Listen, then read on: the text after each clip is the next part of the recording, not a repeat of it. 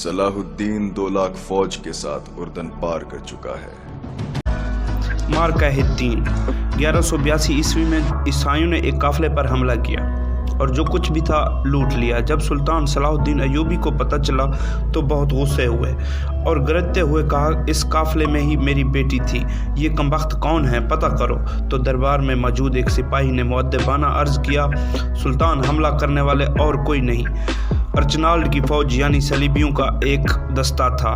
تو بس یہ سننا تھا کہ سلطان صلاح الدین کی صورت غصے سے زرد ہونے لگی۔ کرخت اور غضبناک آواز میں سلطان صلاح الدین ایوبی نے کہا، میں اس کا بری طرح سے انتقام لوں گا، ان کمبخت صلیبیوں سے ایک ایک پائی کا حساب لوں گا۔ اس قافلے میں ایک خوبصورت نوجوان لڑکی تھی جسے صلیبی اٹھا لے گئے تھے۔ تو سلطان صلاح الدین کا غصہ اور بڑھ گیا اور سلطان کہتے ہیں کہ اس درندے کو میں اپنے ہاتھوں سے جہنم رسید کروں گا۔ تو سلطان نے صلیبیوں کو مزہ چکھانے کے لیے میدان حطین کو چنا۔ حطین دراصل ایک فلسطین میں موجود گمنام چھوٹا سا گاؤں تھا، لیکن جب جنگ کے بعد حطین کو دنیا بھر میں یاد کیا جاتا ہے تو عیسائیوں کو حطین زندگی بھر یاد رہے گا۔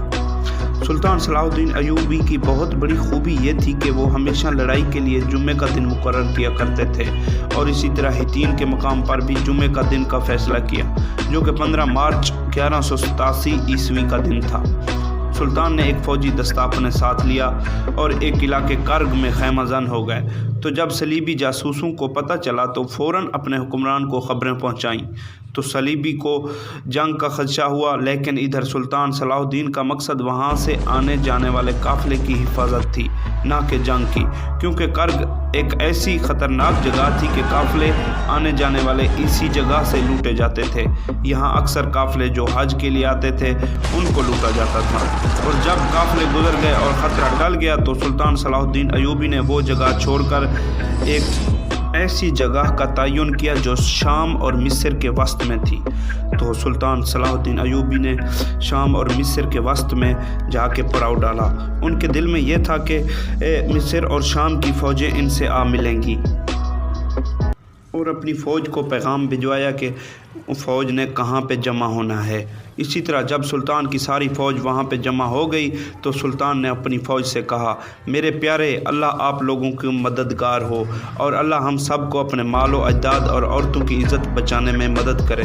تو دوستو، دلوں سے اپنے عزیزوں اور گھروں کو نکال دو اور دلوں میں قبلہ اول کو بسا لو اور دلوں میں اللہ کا نام ہی نقش کر لو اور اپنی بیٹیوں کی بے عزتی کا انتقام لیں جو کہ کفار کے ہاتھوں بے آبرو ہوئی۔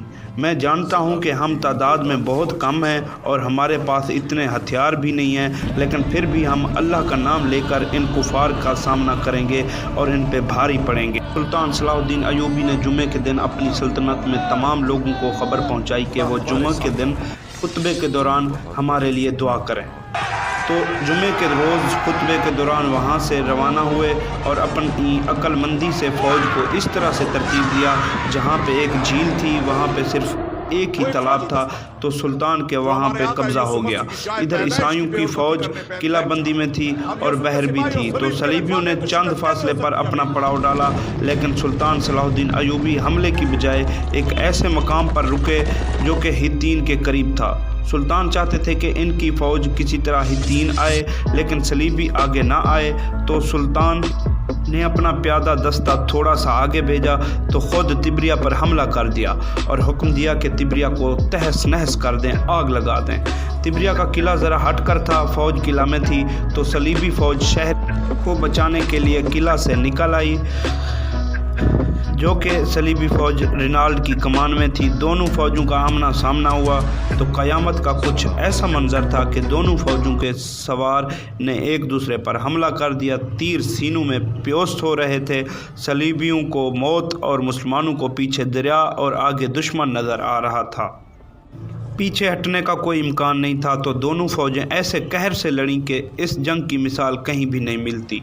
सारा दिन लड़ाई जारी रही। रात भर मुसलमान छापामारों ने दुश्मन की फ़ौज को परेशान रखा। दुश्मन की फ़ौज और घोड़े प्यासे थे। पानी पर मुसलमानों का कब्ज़ा था। इस तरह दुश्मन पानी के लिए नहीं आ सकते थे। अगले रोज़ फिर लड़ाई लड़ी गई। फिर से कहर बर्पा हो गया।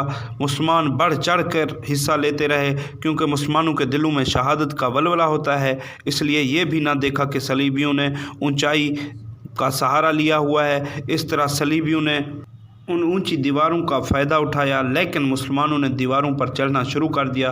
तीर अंदाज़ों ने सलीबियों को नीचे से तीर चलाए।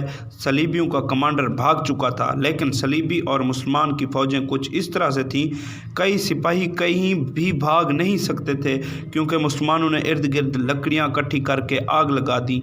दिन भर रात भर के प्यासे सलीबी पीछे हटते गए, लेकिन मुसलमानों ने किसी एक को भी जिंदा न जाने दिया। तो इसी तरह सलीबी फ़ौज ने हथियार डाल दिए। 3 जुलाई 1187 ईस्वी के रोज़ एक मंसूबे पर अमल शुरू कर दिया गया, जो कि सुल्तान ने हित्तीन के लिए बनाया था। यह भी जुमे का दिन था। वहाँ सलीबियों की फ़ौजें इत्तेहाद कर चुकी थीं। तो एक तरफ गर्मी का कहर था और इधर पानी के तालाब पर मुसलमानों का कब्ज़ा था। इर्द गिर्द के किले पर भी सुल्तान काबिज़ थे और निहायत खूबी से अपनी फ़ौज को तरतीब दे रखा था। दुश्मन जब हित्तीन में आया तो इनको इल्म नहीं था कि वो सुल्तान के शिकंजे में आ गए। अयूबी फ़ौज रात दिन दुश्मन को परेशान करती रही। बिल आखिर 1187 जुलाई 4 को दोनों फ़ौजें आमने सामने हुई। चूँकि सुल्तान ने पहले ही फ़ौज को तरतीब दे रखा था, तो वो पूरी तरह फंस गए। एक तरफ गर्मी का कहर प्यास को शदीद बढ़ा रहा था, इस तरह और हित्तीन सुल्तान के मुकाबले के लिए रवाना हुआ ही थी। लेकिन जो सुल्तान सलाहुद्दीन अयूबी की जंगी कुव्वतें और इनकी तरतीब और चालें, तो क्या ही बात थी। सुल्तान दुश्मनों को हित्तीन में बड़ी खूबी से ले आए थे।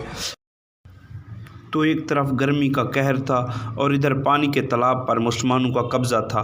इर्द गिर्द के किला पर भी सुल्तान काबिज़ थे और निहायत खूबी से अपनी फ़ौज को तरतीब दे रखा था। दुश्मन जब हित्तीन में आया तो उनको इल्म नहीं था कि वो सुल्तान के शिकंजे में आ गए। अयूबी फ़ौज रात दिन दुश्मन को परेशान करती रही। बिल आखिर 4 जुलाई 1187 को दोनों फ़ौजें आमने सामने हुई। चूँकि सुल्तान ने पहले ही फ़ौज को तरतीब दे रखा था, तो वो पूरी तरह फंस गए। एक तरफ गर्मी का कहर प्यास में इजाफे का सबब बन रहा था और दूसरी तरफ उनके घोड़े जो कि प्यास से निढाल थे। सलीबियों ने कमक मंगवा कर एक जवाबी हमला किया, जो कि दुश्मन की आखिरी उम्मीद थी। जहां सलीबियों ने हमला किया, वहां की कमान तकियुद्दीन के हाथ में थी। तकियुद्दीन ने जवाबी कार्रवाई के लिए एक गोल सर्कल में फ़ौज को तरतीब दिया। दुश्मन की फ़ौज को चारों तरफ से घेर लिया गया। इस तरह मुसलमानों ने उनको कुचल डाला और ख़त्म कर दिया। दुश्मन के अक्सर दस्ते ख़त्म हो गए थे। जो भी बच गए थे वो भी मुसलमानों के कब्ज़े में आ गए थे। तो इस तरह दुश्मन को तहस नहस कर दिया। सब दुश्मन ख़त्म हो गए और जो बच गए वो कैदी हो गए। कैदियों में से रिचनाल्ड भी था, जिसने शुरू में काफ़िले पर हमला किया था, जिस काफ़िले में सुल्तान की बेटी थी। चूँकि सुल्तान सलाहुद्दीन अयूबी रिचनाल्ड को कत्ल करने की कसम खा चुके थे, लेकिन फिर भी सुल्तान ने रिचनाल्ड को मुसलमान बनने की ऑफ़र की, लेकिन रिचनाल्ड ने फ़ौरन इनकार कर दिया। तो सुल्तान ने गुस्से से तलवार से उसकी गर्दन ही उड़ा दी। तो दोस्तों, ये थी बैटल ऑफ हित्तीन की छोटी सी स्टोरी। उम्मीद है आपको मज़ा आया होगा। अगर आपको मज़ा आया तो बराए मेहरबानी मेरा चैनल सब्सक्राइब करना ना भूलिएगा, ताकि इस तरह की वीडियो आपको मिलती रहें। कंप्लीट वीडियो देखने का बहुत शुक्रिया। खुदा हाफिज़। सलाहुद्दीन, आपके लिए क्या है यरूशलेम? कुछ नहीं।